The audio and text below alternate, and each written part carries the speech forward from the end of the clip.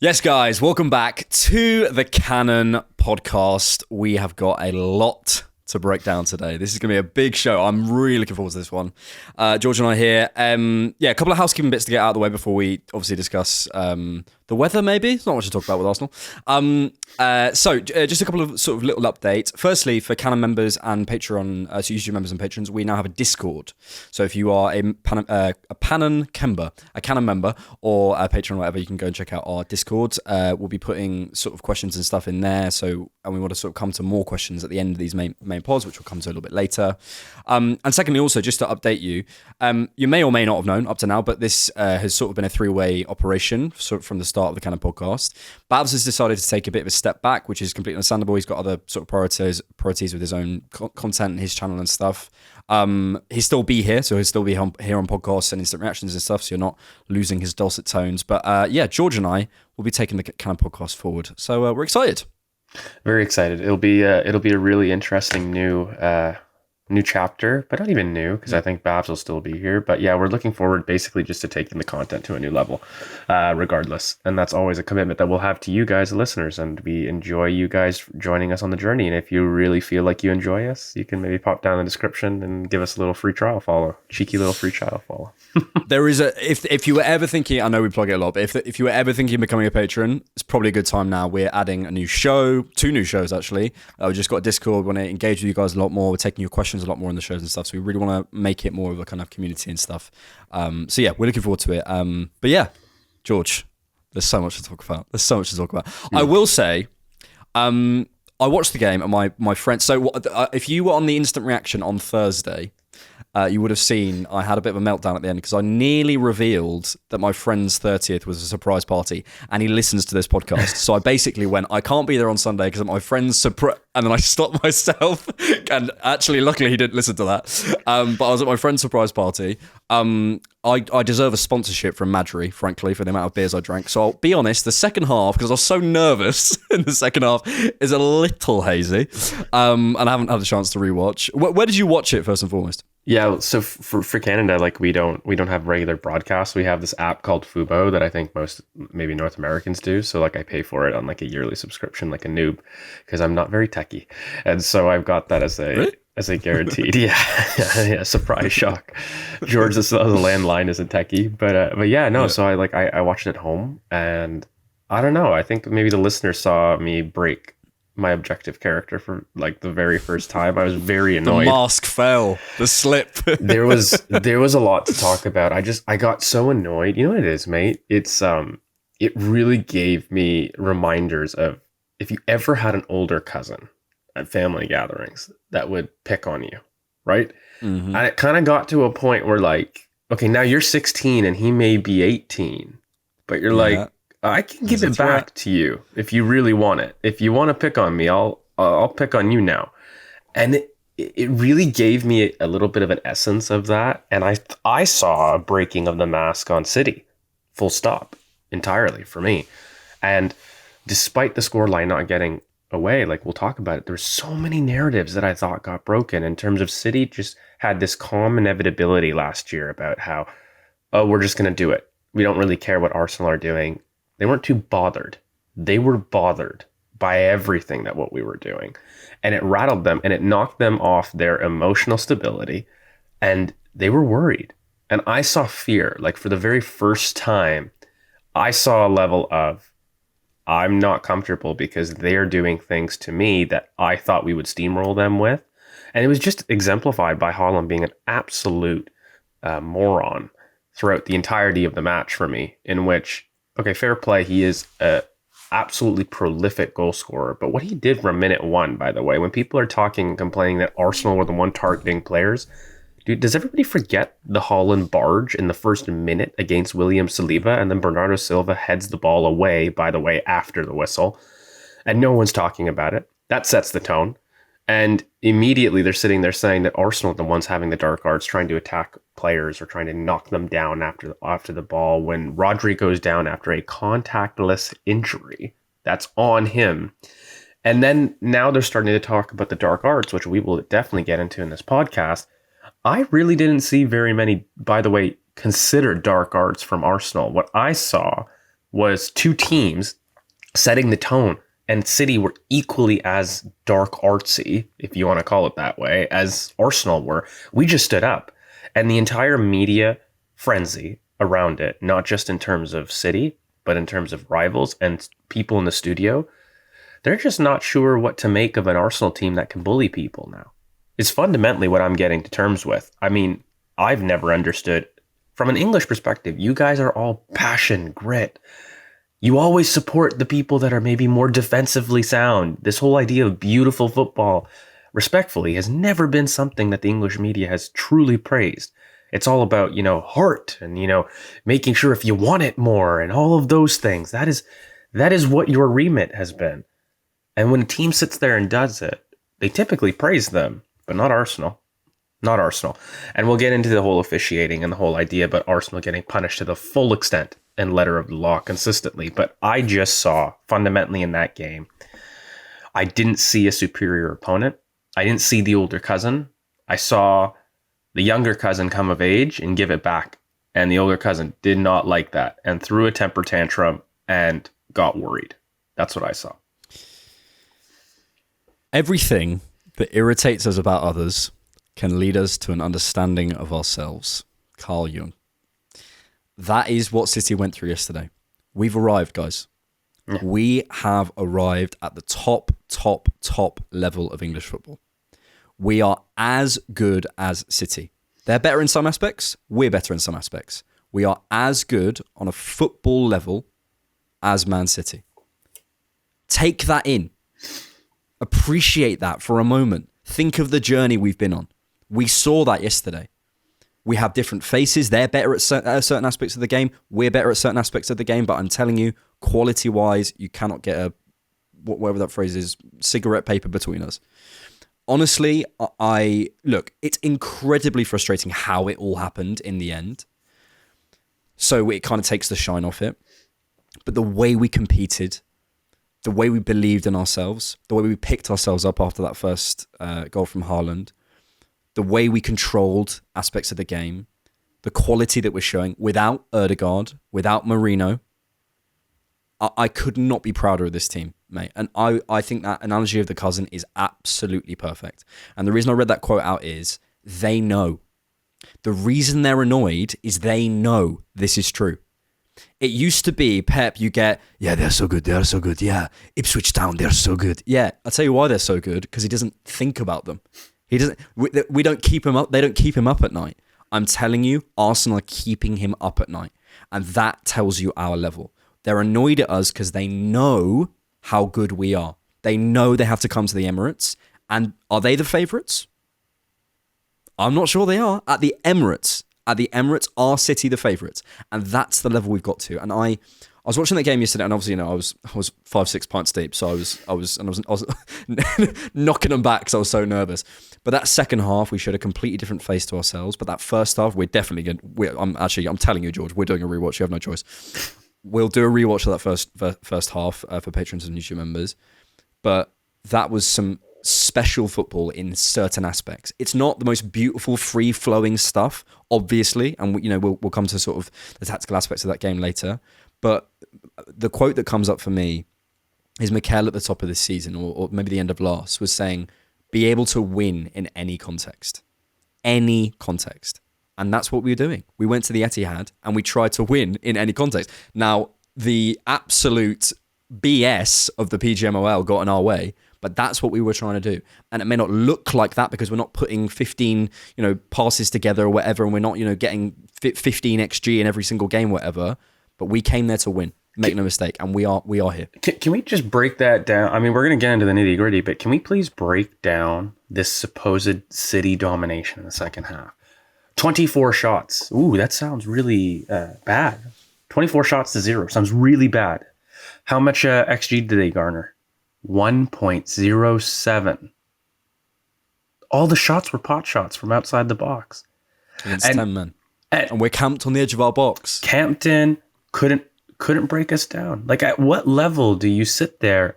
And by the way, I don't know a team in world football with 45 minutes to play against this Manchester City. Okay, hold on. If you're going to put the praise on them about the 4-peat, which they deserve, by the way, they are not some pushovers. Let's just have that right. Okay, they're a supreme... The best team in Premier League history. Yeah, they're a supreme footballing side. And if you're going to put that praise on them, then I'm sorry, you get the expectation of them being able to do more than 1.07 XG on 24 shots against a 10-man side. You're not a... Is that the hardest game state in world football? It is... Arguably. I mean, look, you could argue low blocks by definition are the most difficult things to break down because, I mean, you've got men behind the block, you've got spaces, but I've never seen such commitment for so long. When people talk about being into like a 10-man situation, it's actually not the physical work that I get worried about as like even a coach. It's the mental work, the concentration that you must have to close those distances out every single second. And you know what the irony is behind this? I saw a stat. The ball was in play the most in that half from any other match in Premier League so far this season. What does that tell you? The supposed dark arts that Arsenal were doing to delay the starts, I'm sorry, but the ball was in play again for 35 minutes of the 45 minutes half. That means that the ball wasn't being stopped from other situations. And I've seen think pieces by people I really respect from The Athletic and other things saying a comment as, well, see, look at this. In terms of that meant that the ref must have seen at least 7 minutes of those 10 minutes that the ball was out of play as something ridiculous. And I go, you're missing the point, mate. The ball was in play, physically active in open play more than any other match this season. Physically giving City the opportunity to play more than anybody in any half this season. So if you have that platform, why don't you create more? Why isn't that being talked about? Why isn't it being talked about that Arsenal have sat there and dominated City towards the end of the first half? Why are we ignoring that bit? For the first 20 minutes, no problem. City were on top. They were really good. We had to sit there and adjust. I think Calafiori, we'll talk about it, struggled a little bit with his distances in terms of getting to Savinho. I think there was some issues in our back line. The space, especially on the first goal, was far too big between Saliba and Gabriel. Things that we can improve on. But then after 20 minutes, mate, we began knocking it around. We began imposing ourselves on City. City were the ones that were on the back foot. And by the way, not just in terms of going 2-1 up right before, and we'll talk about the card and what they did and how much of a disgrace that was. But we became the dominators in that moment. And we ended the half on top. It was a very close chess match, and for as much as City gave, we gave back in that first half. It was a brilliant half of football, by the way, and then it was just completely ruined by somebody that's more concerned about making himself the MVP and the main character. We'll get to that in just a second. But yeah, I'm so proud. Before we get into the details, like I'm so proud of this team and the way we approached that game yesterday, the way we committed. Obviously, it's disappointing, and there's not to say there's things we can't improve. But just to reiterate, guys, we've arrived. We've arrived at the top of English football, and it's so good to see. Let's talk officiating, and let's talk the incidents. And look, there's only one place to start, obviously, with the red card. What can we say? When is this, like, at what point and you're getting Dermot Gallagher and someone going on Premier League Watch or whatever it is, that show that Howard Webb's got, or I don't know what it is, on Sky, and saying, okay, well, just because you don't penalise one doesn't mean you shouldn't penalise the other, all that sort of stuff. The inconsistency is the issue, and we've said this. I mean, how many times have we sat on this podcast and said the exact same thing? And there's people defending it. That's the maddest part of it. Yeah, is they're defending it. They're saying, well, it shouldn't have done it. We're not making that argument. We can get into what my opinion is, which is delaying restarts and sort of stuff should be dealt with by the referee in terms of, probably a yellow after a couple of them or whatever. If you see someone's a repeat offender, all that sort of stuff. For me, it's about entertainment and keeping 11 men on the pitch, but that's a separate conversation. I'm not even going there. I'm going just to consistency, just to literally applying the same fine for the same issue. to two different players. We saw it with Doku. Mm-hmm. Obviously, we could argue, in certain other aspects of the game, there's little moments where people are chucking balls or whatever, but it's the most obvious examples with Doku. We saw it obviously with João Pedro in the Brighton game. And I hate this kind of, football fans love to be the victim. Like, I do genuinely believe that. And we kind of enjoy that. And I enjoy that a little bit. We all do. It's human nature. Yeah, we of course, you love to be the victim and you love to paint yourself out in that way. And it's a fun place to be in some aspects, especially as football fans. You almost look for someone who's coming after you because there's something fun in that, right? But at what point are we going to move past that and say, is there actually grounds for Arsenal to say, look, this is deeply, deeply unfair? PGMOL, FA, Premier League, what are you going to do about it? What are you going to do about it? I think at the end of the day, one thing that I would do is I'm always a fan of looking at yourself because I have very rarely seen, and I'm going to just preface this, a PGMOL objectively respond to criticism.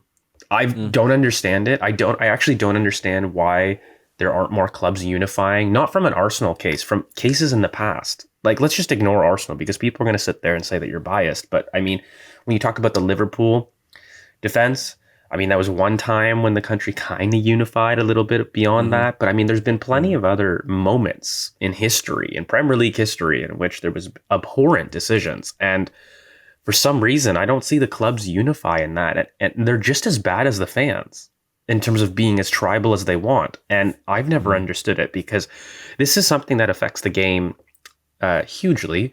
The one point that I think people are really missing with this whole restart point is you are making players robotic.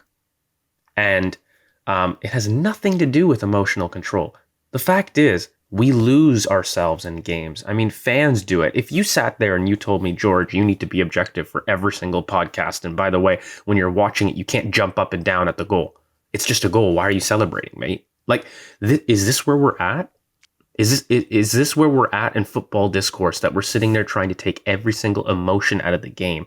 And if you want to be technical, the distance between Michael Oliver, at least putting the whistle to his mouth, so I can't tell you because I wasn't at the ground, but the time between that and Trossard kicking the ball was 1 second. 1 second, mate.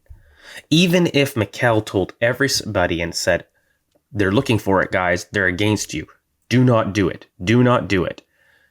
How is Trossard supposed to pull out mid-hit?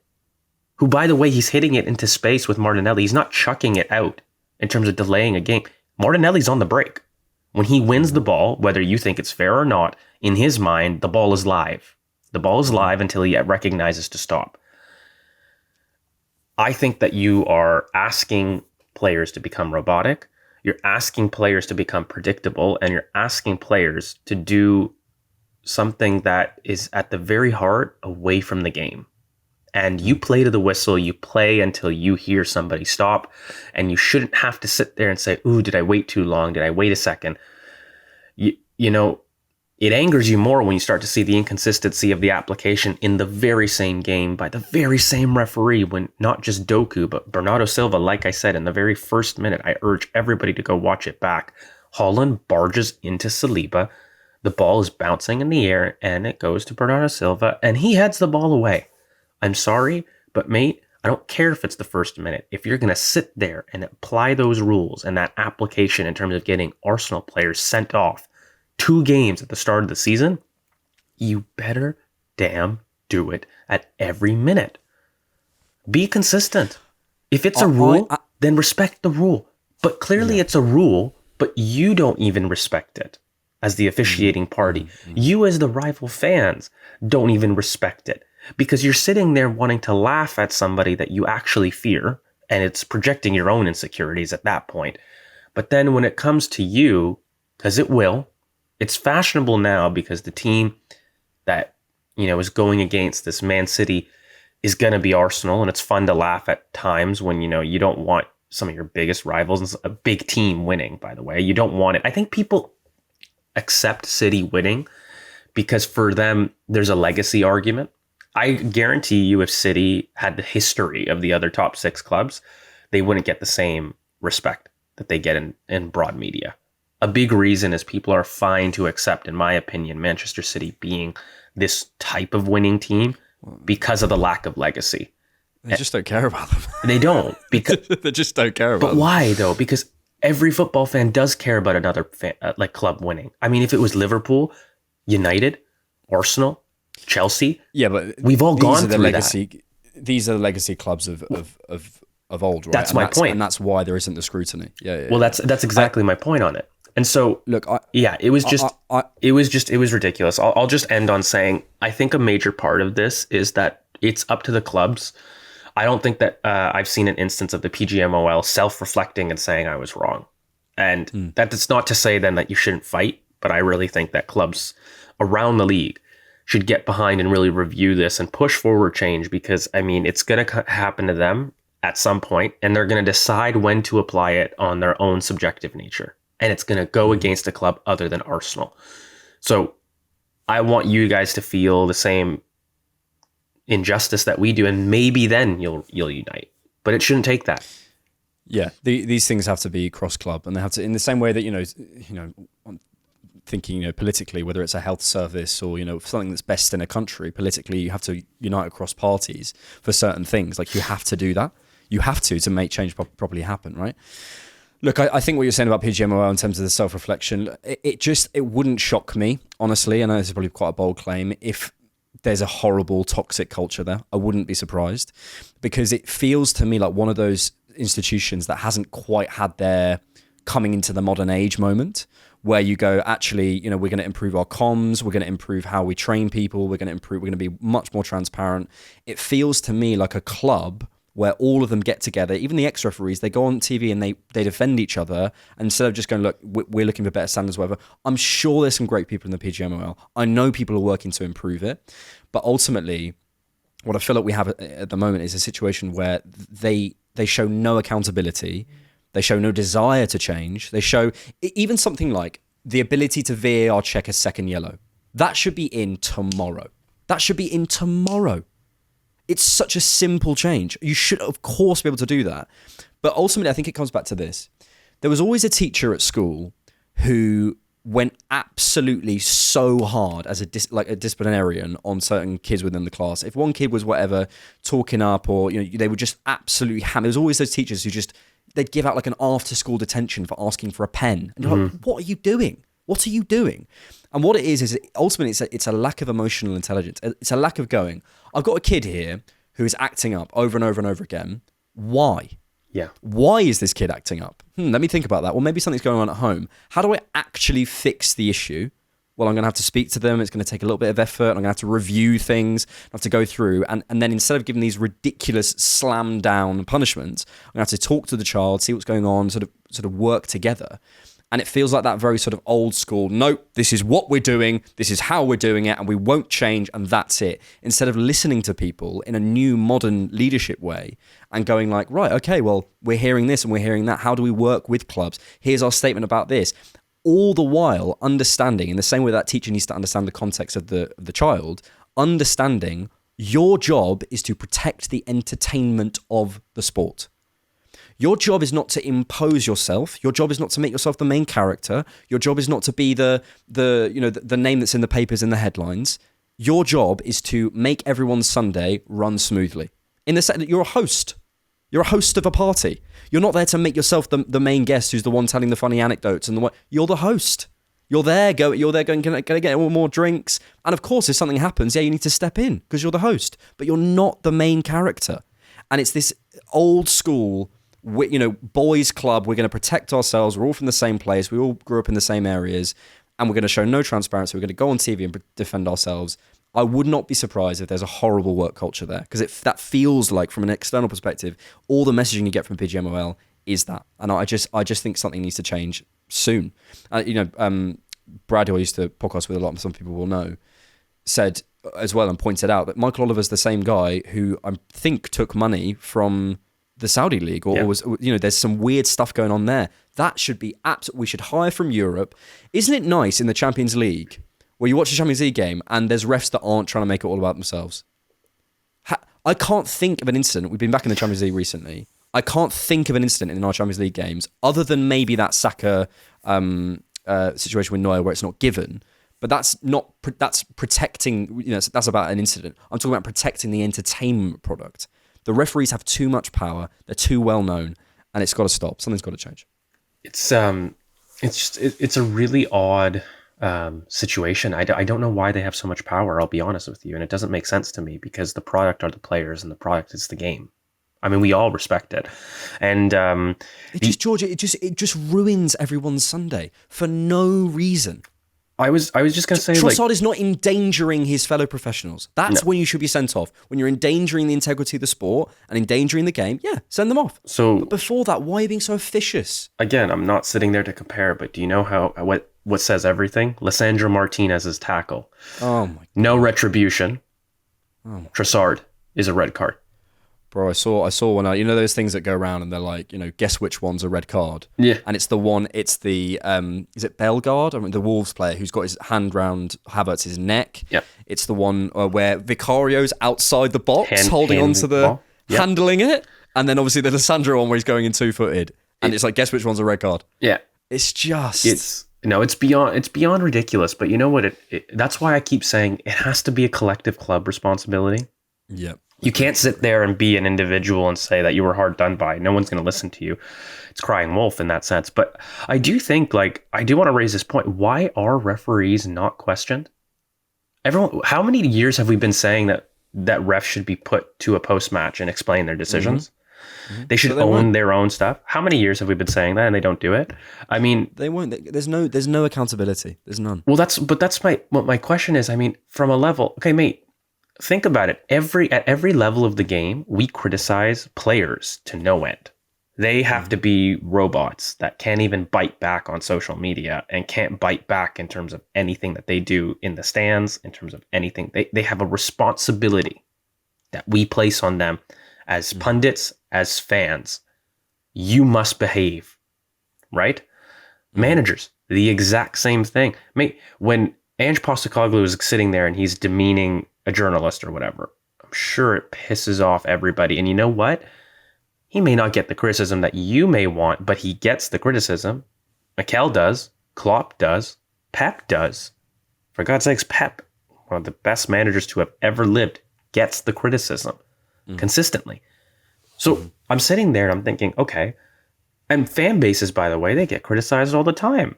Pundits criticize them all the time. We have a literal industry built on constructive criticism, on commentary, right? We can't do that with the refs. Why? And by the way, I think it's an impossible job. But this is what I've said before: remove power from a man who's seen something once. They should be the communicators, and everyone else has the camera angles. They can watch things back. They can make decisions. Obviously, you need to look at process. And by the way, for example, they can do this stuff. The handball rule has changed, and it's stopped all the problems. Remember that sort of period in the game where there was all this stuff about handballs. They've raised the threshold, protected the entertainment product, and it's better for it. We're not talking about it. But they've lowered the threshold for kicking balls away. They do this at the beginning of every season. Do you remember that year it was foul throws? Do you remember that? And there was a year when it was, I think it was dissent, or they just put in a new director every single season. It's not fit for purpose. Take power out of their hands, more transparency, better training, more funding. Yeah, let's move on because otherwise we're just going to spend the whole thing talking about referees. But the most frustrating part for me, George, is firstly you're bang on about the tribalism, and secondly we've said this a million times. This isn't a new conversation, and we have a standard in Europe that we can see. We can see it. It works. Yeah. Take lessons, learn, be a good institution. It's like if we never read our comments and people were just like, guys, we don't want you to talk about this. We don't want you to talk about that. Can we have this type of content? We're just like, nope. End up with 2 viewers. And we're like, well, we don't care. Listen. Yeah. Be a man. Take it. Take some responsibility and accept your punishment and move forward. It's unbelievable. Yeah. Let's move on, George. We want to come to tactics a little bit before we sort of come to maybe some individual performances. I mean, how did you sort of see the story of the game? I'll be honest, my tactical lens was switched off with three points in at the start of the game and 6 by the end. So sort of tactically, how did you see it playing out? Obviously, I agree in terms of the defending on the goal. I was compos mentis at that point. In terms of, I thought Partey probably shouldn't have jumped, but you can play shoulda, woulda, coulda. But But yeah, and I'm obviously really pleased with how he defended in the low block and how that all worked. But yeah, your sort of tactical assessment. I think, well, for me, it was definitely a case of, I think, Calafiori judging his distances all match, by the way. And, I hate to critique it, but I really think I think part of this is because, again, fans are tribal, and I saw a lot of criticism of Ben White coming on when he came on injured and his dealing with 1v1 situations. And I'm sitting there thinking, Calafiori had a world-class strike, world-class in possession performance. Look, he looks incredible. I'm not taking away anything from him, but if you're going to be objective, the way that he dealt with Savinho was really poor. His distances to Savinho was really poor. I'm not killing him, but it was clear that it was new. He has to develop chemistry within the back line. People are going to say he's getting used to the intensity of the Premier League. That's not it, by the way. I mean, Calafiori is intense. It has nothing to do with lacking intensity. It was about his controlled aggression approaching that moment, and he was far too aggressive, and he let him on the inside. His positioning was very flat-footed. He didn't block Savinho from entering the center of the pitch, and he actually let him come inside. None of those things have anything to do with intensity. It's over-aggression. So when you start to talk about it, I just want people to be fair. And I felt like we struggled with our defensive distances, ironically, in the first 20 minutes. I thought that we were stretched. I thought Gabriel and Saliba had distance between them. I don't think Gabriel had the best of starts individually as well.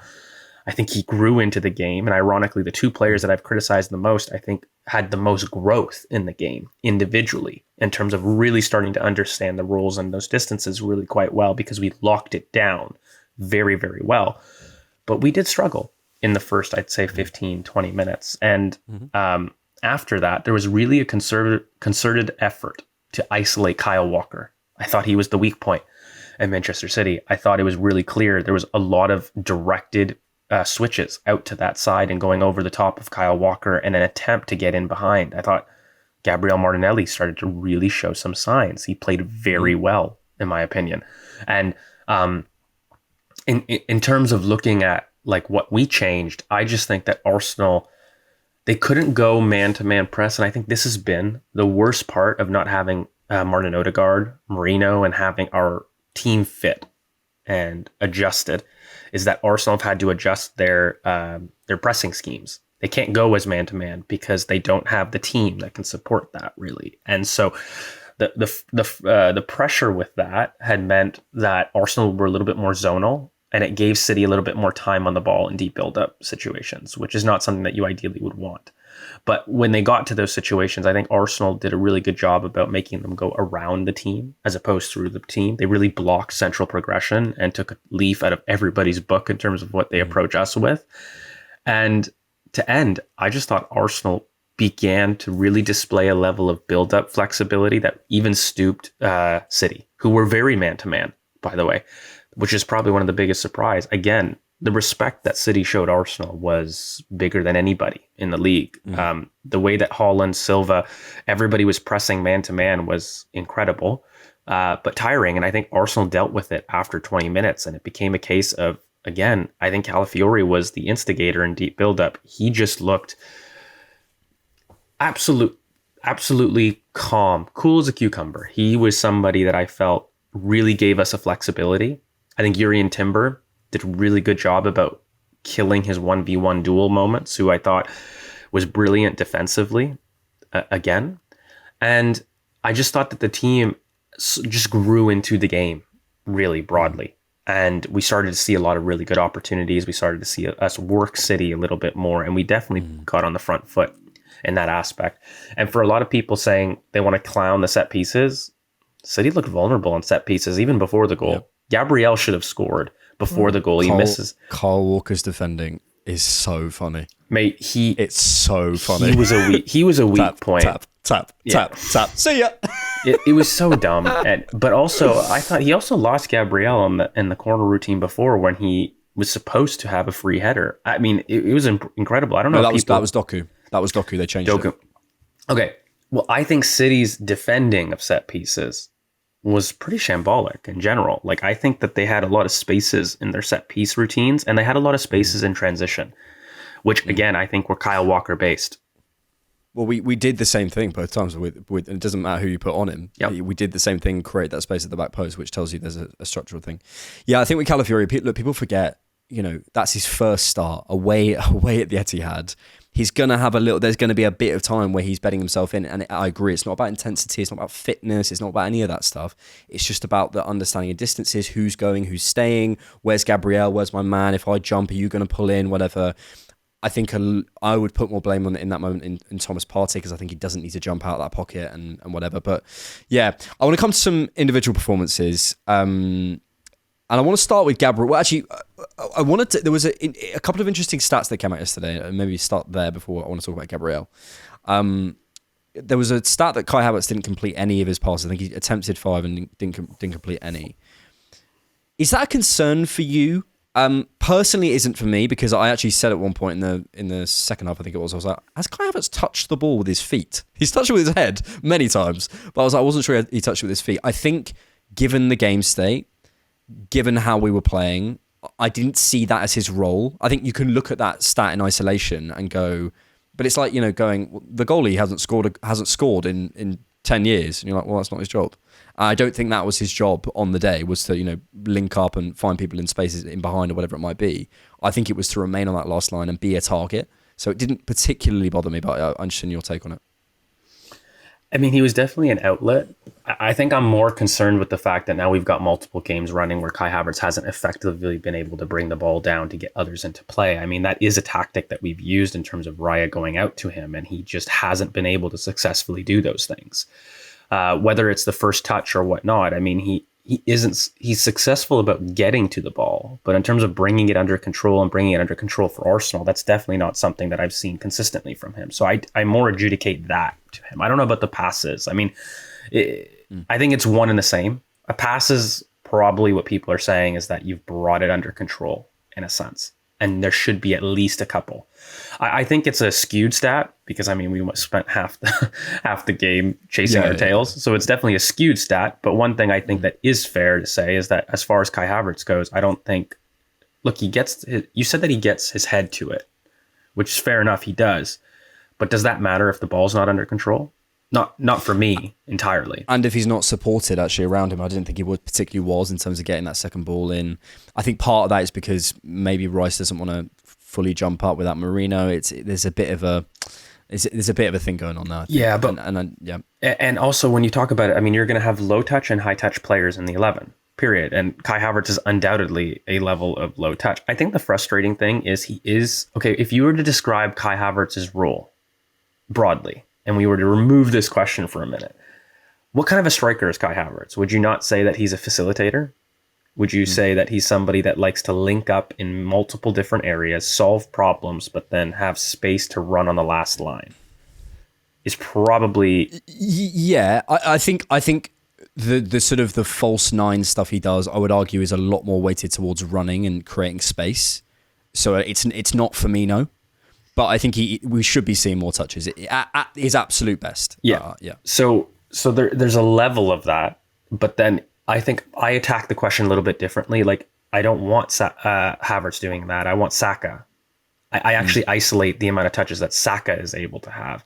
And I've been saying for the longest time, without a Martin Odegaard in this team, Bukayo Saka needs to become the reference, and he needs to become the reference centrally. And it's frustrating me.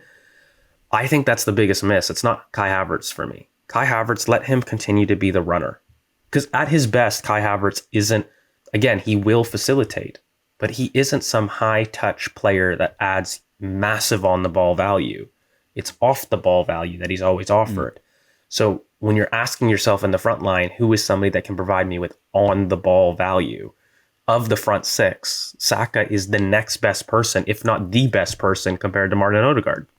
So facilitating ways to get him inside and central and closer to goal is going to be the key that I'm going to be asking from Mikel, the team, broadly, a lot more than it is Kai Havertz. Yeah. I want to come to Gabriel, who I think, as you mentioned, grew into the game. I didn't think he started particularly well, but equally that's kind of within a context. George, on form, I think this is the best centre-back in the world right now. I know that's probably a bias as an Arsenal fan, but honestly, on form, I'm not saying he's the most talented. I'm not saying he's got the highest ceiling or whatever. There's obviously more talented centre backs on the ball than Gabriel.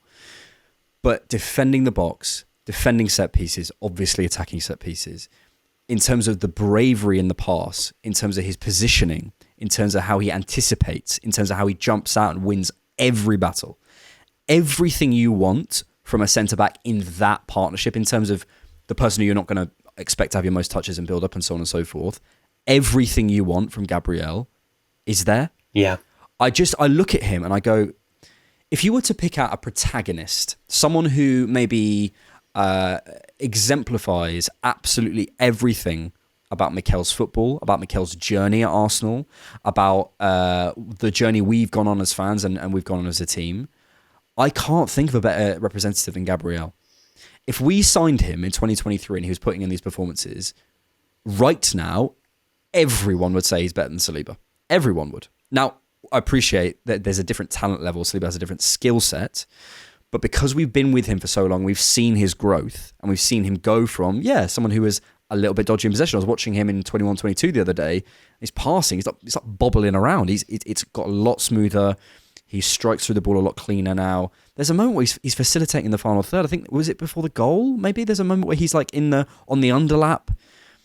Look, I just think what happens with players is you go, oh, they're underrated. And they're brilliant. Oh, they're so underrated. I don't know whether he is anymore. I think he's now in that category. It's not, and I've said this before, I think I said this on recent Insta reaction, it was about the Atalanta game where again I was praising him.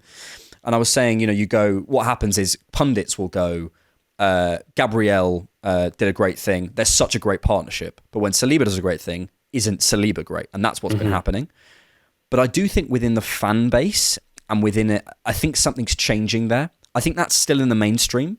But I really, really do believe, and people watching can let me know and listening, I think people are beginning to go, I think they're alongside each other.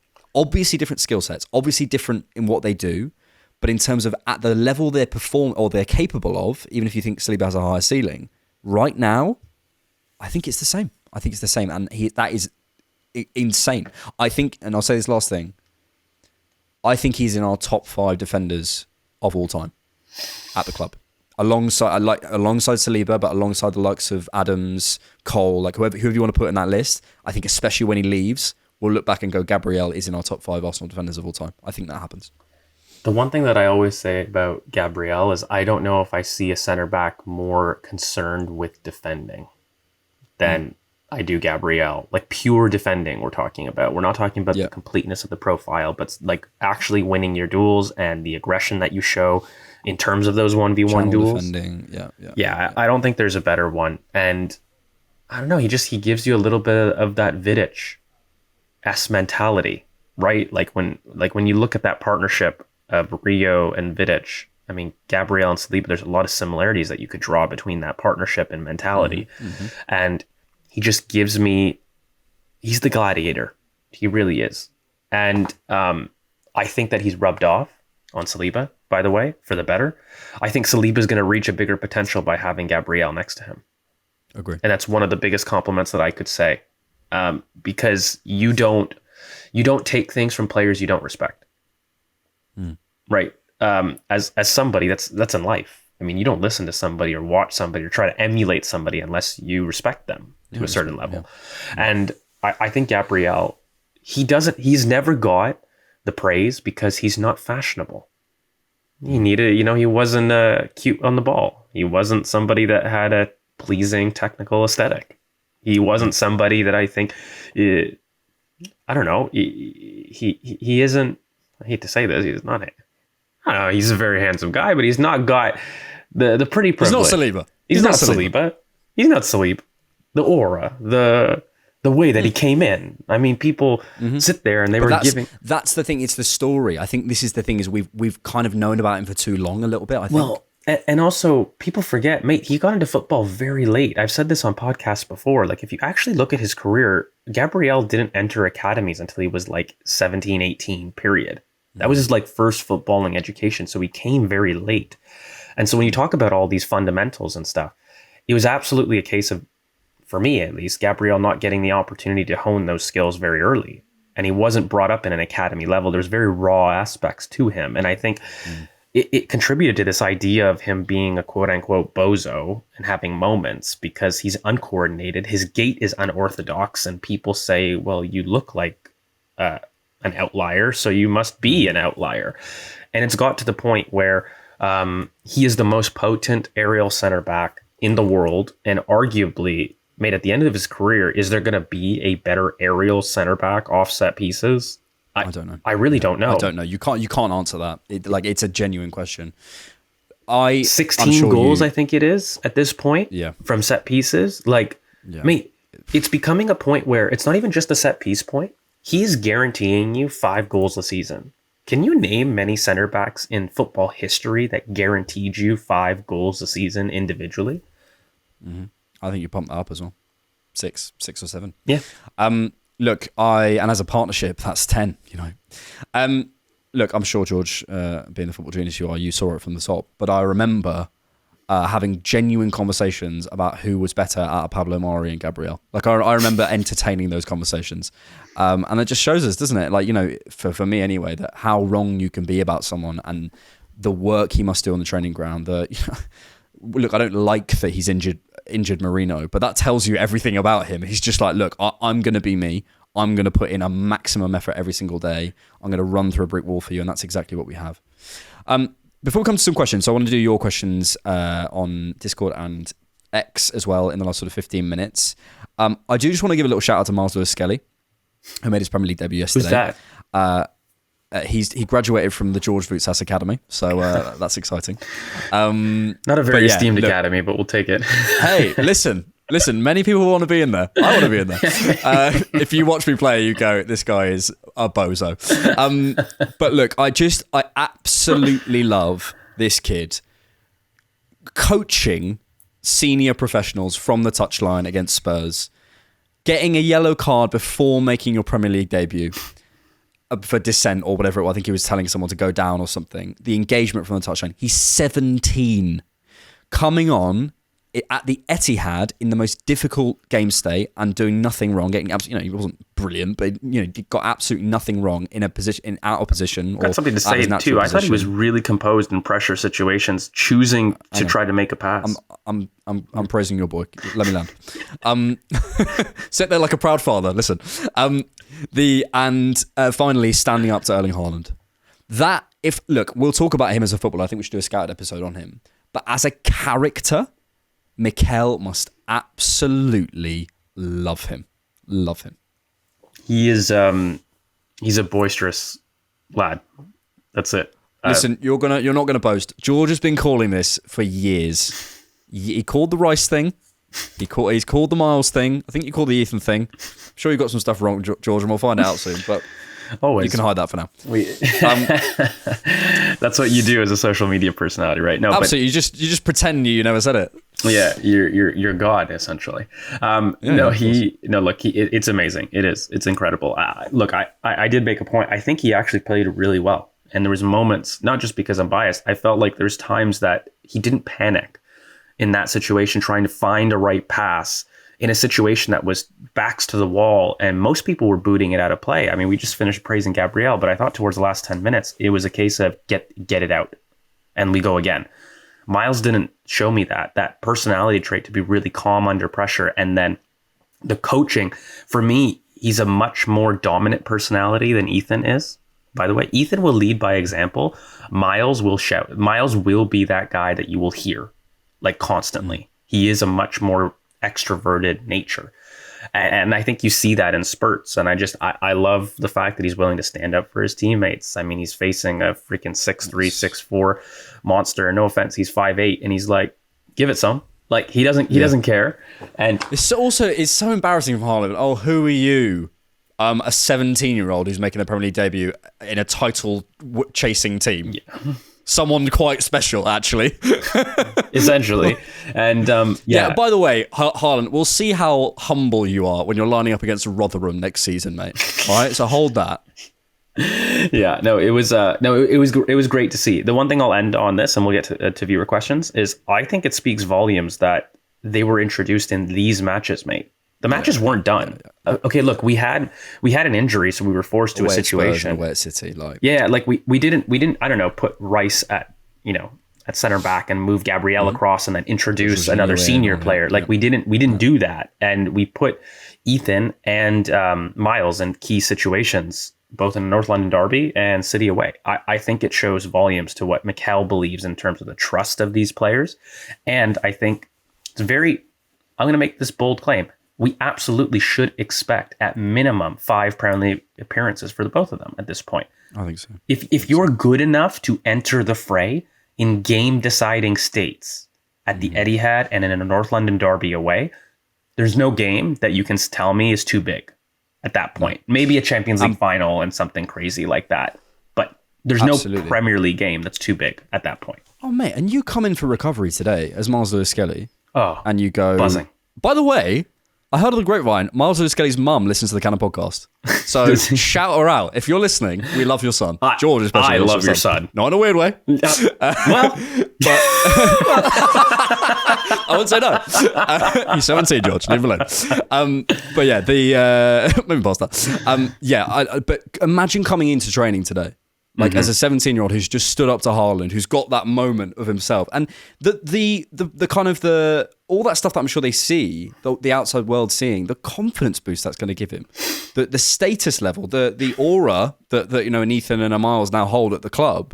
They're serious players. They're serious young players who are contributing already to this team and this title chase. So yeah, it's really, really exciting. Let's come to some questions. In future we're going to reserve a little bit of time on the main podcast on a Monday to answer some questions. So if you want to get them in, we'll give priority to patrons and YouTube members, obviously, and we'll do that through Discord. But we'll also ask on X as well and see if we can get any. So we'll try and rattle through as many as we possibly can. Bread Chair on Discord says, who do we think will get a run in the Bolton game? I think Miles and Ethan are certainly in with a shout there, surely. They have to. I mean, I was asked this question in group chats and stuff, and I just think that the Bolton game has to be a raft of change. Has to at that point for me. We've been through a really tough week. The whole week has been difficult. Yeah. And I don't know, mate, like between Yuri and Timber going down with cramp and potentially a dead leg, this team is tired. It's just ran. It's just done an incredible amount. So I think there's a raft of changes. And look, Miles and Ethan should be one of the first 2 names on the team sheet, minimum. I'd love that.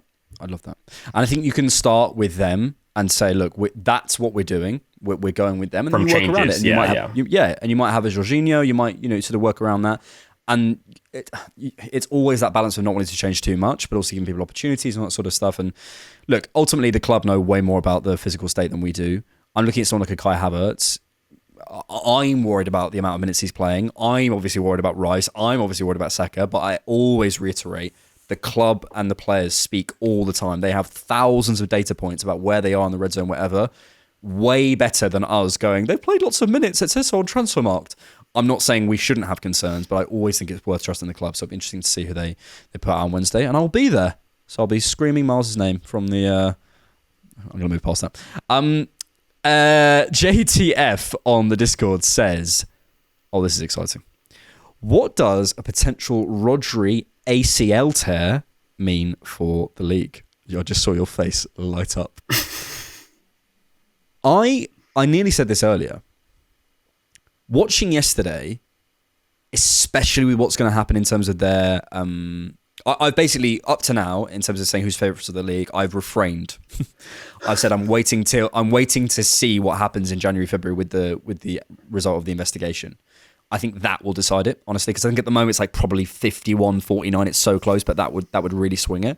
Mm-hmm. But also, if Rodri's done his ACL, Arsenal will win the league, and I'm happy to say that. I genuinely think it's worth saying. If Rodri's done his ACL, Arsenal win the league.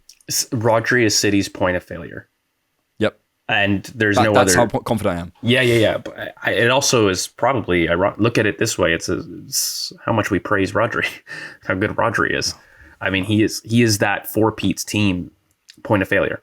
And that's as far as I'll go. The one good thing Partey's done in the last couple of weeks. I don't even know if he meant it. That's harsh. Yeah, I don't even know if he did it. But no, I don't think it's... Look, mate, if Saliba was to do it for us, or Declan Rice, or Bukayo Saka, I'd be saying the same thing. I mean, I think it's worse because Rodri has been consistently, like, I think he's the one that's most responsible for their point total. I think he's the one with the best individual point accumulation in that team. And he's the one that when he's out, affects City the most. I've seen City with the Ballon d'Or. Yeah, surely. I've seen City without KDB. I've seen City without Silva. I've seen City without Stones. I've seen City without Ederson. I've seen City without a lot of players, and also some at the same time, by the way. And they don't perform as poorly as they did without Rodri. And I would even go as far to say, for as much as we sit there and we talk about the second half and how little that they created, I don't think that happens with Rodri on the pitch. Agree. So yeah, it's hard not to get excited. I was 7 points deep. I felt their line was too high when they were trying to break us down. Yeah, I felt that they were way too close to our box, because basically what it meant was Ruben Diaz was receiving, not to critique Pep, but Ruben Diaz was receiving and he was the one having all the touches. We didn't jump. If they just step back a little bit, we have a decision to make. You have to close Ruben Diaz down, or those guys who are having those high touches, because they can't get their shot off at that point because they're too close. Yeah, so I thought it was a slightly weird decision, but what do I know? I just didn't understand the Doku sub.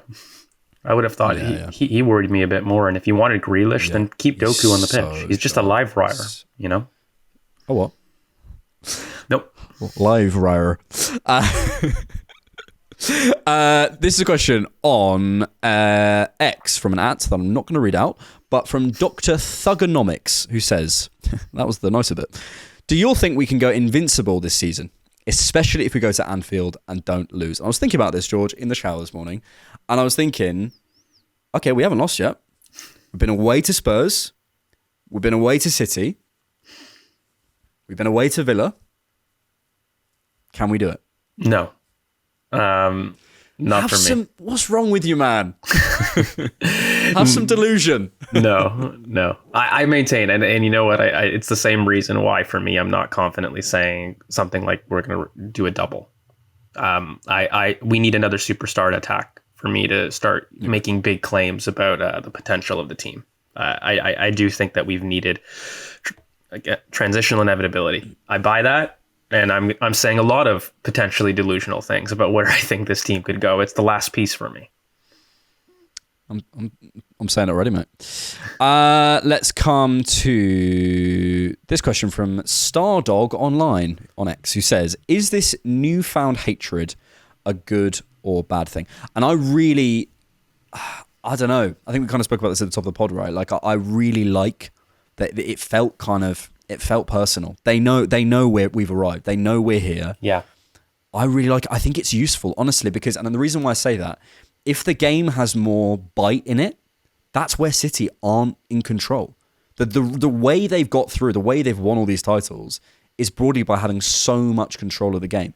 If they want to play us at the physical battle, if they want to play us at the housery, if they want to play us at the duels with Mikel Arteta at the helm, if you want to play us at that, with Mikel Merino, with Declan Rice, with Calafiori, with Timber, with Saliba, with Gabriel, if you want to play us at the duels, guys, be my guest.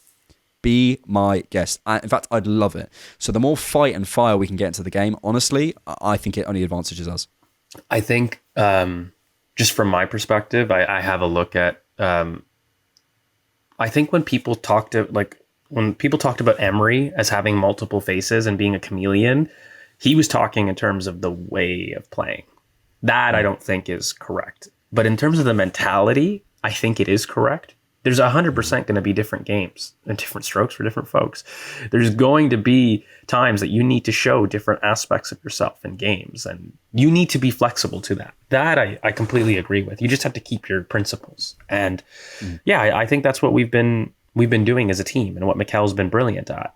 The only thing I will say, he's very good about coaching a team to do something different, but his actual way of maybe adapting to change in game or away from a plan A after he's decided it is something that he needs to do a little bit quicker, and is something that he needs to adjust a little bit better in. But beyond that, I think Mikel's always shown an ability to respect the entirety of the game, not specific parts of the game. He has shown a complete respect to the entire game, to its whole, to its core.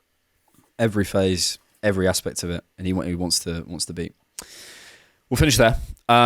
Look, just closing comments really. Look, yesterday wasn't perfect. Obviously, we didn't win. No one's saying that's how we want to play every week. But I will just repeat what I said at the top. We've arrived, guys. We've arrived at the top of, and if last season we were competing, but we know we were still the slight little brother. We were still that sort of, 16, 17-year-old. We were the Miles Lewis Skelly. And now we're the Martin Odegaard. We really are up against the Kevin De Bruyne, and that's what we're doing. And, and then we just see what happens and hope things kind of swing in our favor. Did that game switch you in terms of your projections in any way or belief in any way? No, because I knew we were going to get there. You know what I mean? Like I knew that level was coming because we by projecting forward, you're projecting an improvement. You're projecting forward and going, what you just said, how do we manage every single aspect of the game? How do we manage spaces? How do we manage set pieces? How do we manage restarts? How do we manage the final third? How do we manage the build-up? All that stuff has been growing and growing and growing till we become a complete team. And that's what we are now. That's absolutely what we are. When we get our first choice midfield back, honestly, there's going to be some serious games this season. We're going to beat teams like not even... It's going to be... I predict some huge scorelines at some point. I think in the Premier League, there's going to be like 6 and 7 nils in the Premier League. Do you know what I mean? So I honestly think we're so good, and I just want to reiterate that it's incredible. I'm so proud of this team. I'm so proud of us as a fan base for going on this journey and kind of trusting it and knowing where it's going to get us. And let's just enjoy it, guys, because we're here. We're here.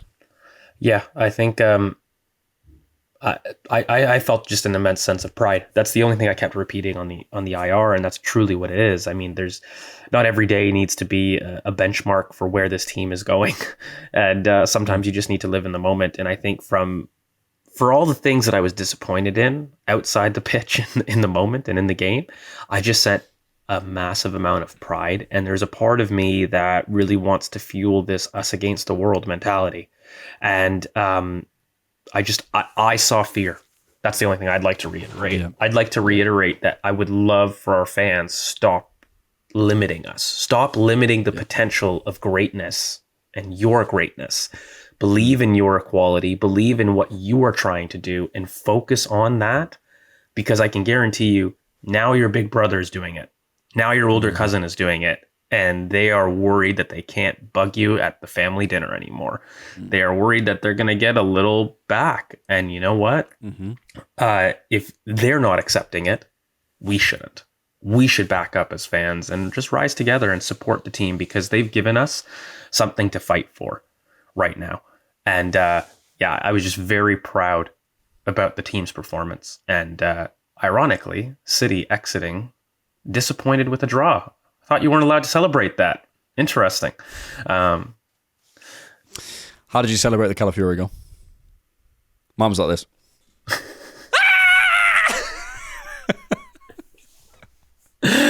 I think mine was closer to like a voice crack. I attempted to scream and I was just like shocked. I was just like... Clipped. Lads and ladies, thank you so much for listening. Really appreciate it. Make sure you subscribe to the Cannon Podcast on YouTube, or you can listen to us on Spotify and Apple. Loads and loads of stuff on the Patreon side. We've got, loads of stuff sort of coming up. We're adding a new sort of Tuesday pod. We're sort of working out how we do it, but certainly kind of like a monthly youth pod. We want to get that involved, a bit more data review, a couple more Q&A, live Q&A and stuff with George and I. We're trying to get some specialists on. All the Scouted Rewatch stuff is on there. You can join the Discord. There's loads of stuff. Ad-free main episodes, ad-free instant reactions. A new live show coming on Thursday, and I think you know what it's going to be. So much stuff going on the Cannon Podcast, so make sure you're getting involved. Make sure you're subscribed. Any final words, George? Guys, thanks for the journey. Thanks for coming with us. I hope that you have a look at what this team is doing and you feel a sense of pride with it and take it forward. I know that we feel a sense of pride with the team, and I know that we feel a sense of pride with the pod too. It's really humbling to see everybody get engaged, and we love it. So we're looking for more engagement. We're looking for you guys to feel your voices heard a bit more, and we're looking to take the next step. So we'd love you if you wanted to come along the journey, and we appreciate you, even if you want to stick for a like. Thanks, everyone. We appreciate being here. We'll be back on Wednesday. And before then, thanks very much. We're doing a rewatch, aren't we? That'll be so fun. before then, like and subscribe, and make sure you. Oh no, I keep forgetting our phrase. What is it? Thanks. Hang on. Thanks for being here, and thanks for keeping it Arsenal.